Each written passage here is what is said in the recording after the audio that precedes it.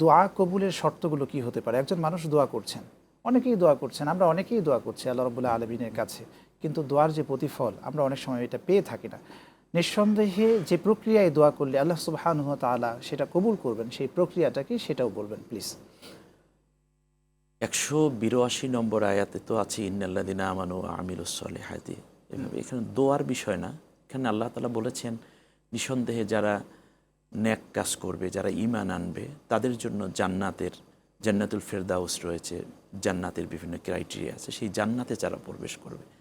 এবং আল্লাহ তাআলার কাছে আমরা যখন দোয়া করব, যেমন রব্বানা আতিনা ফিদ দুনিয়া হাসানা ওয়া ফিল আখিরাতি হাসানা ওয়া কিনা আযাবান্নার ওয়া আদখিলনাল জান্নাতা মাআল আবরার ইয়া আজিজু ইয়া গাফফার ইয়া রব্বাল আলামিন।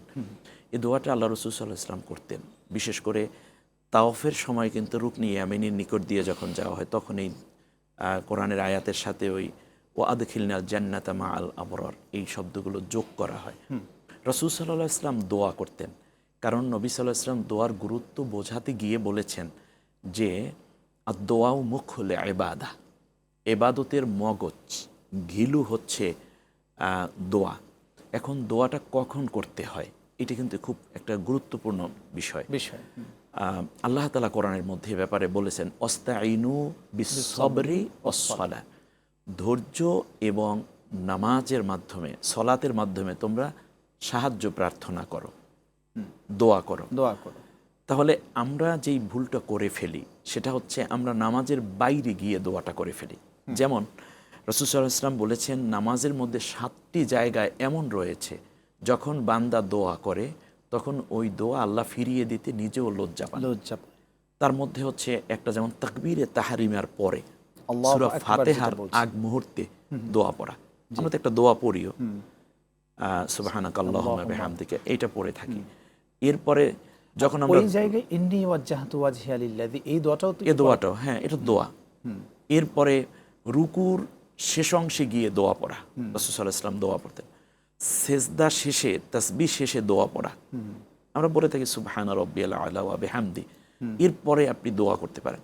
2 সাজদার মাঝখানে দোয়া, আল্লাহ রাসূল সাল্লাল্লাহু আলাইহি ওয়াসাল্লাম এখানে নিয়মিত ন্যূনতম 5টা দোয়া করতেন। আল্লাহুম্মা গফিরলি ওয়ারহামনি ওয়ারযুকনি ওয়াহদিনি ওয়া আসবিরনি ওয়া আফিনি, এভাবে 5টা 7টা 9টা 10টা দোয়া আল্লাহ নবী করতেন।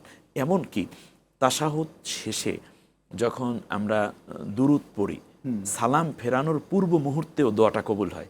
আমরা সে সময় দোয়া না করে বরং সালাম ফেরানোর পরে আমরা দোয়া শুরু করি। পরের দোয়া করা যাবে, কিন্তু আল্লাহ তাআলা বলছেন ধৈর্য এবং নামাজের মধ্যে, নামাজের দ্বারা তোমরা সাহায্য প্রার্থনা।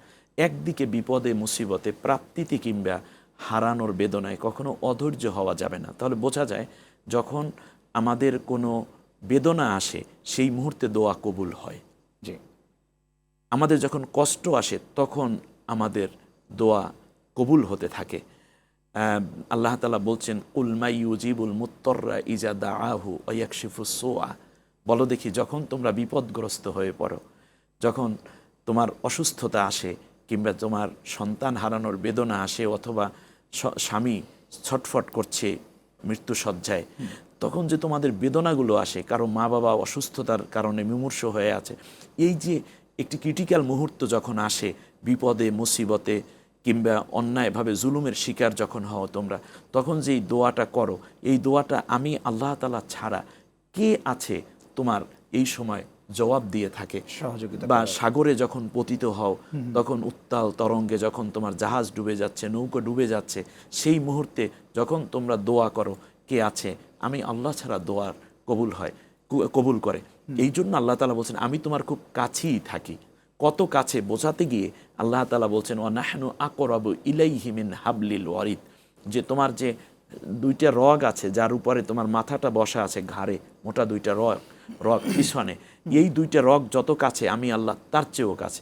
এখন এটাও তো একটু দূরে দূরে মনে হয়, এজন্য আল্লাহ তাআলা আবার বলেছেন ওয়া নাহনু আকরাবু ইলাইহি মিনকুম ওয়ালাকিন লা তুবসিরুন, যে তুমি তোমার কাছে যত হে আমার বান্দা আমি তার চেয়েও বেশি কাছে।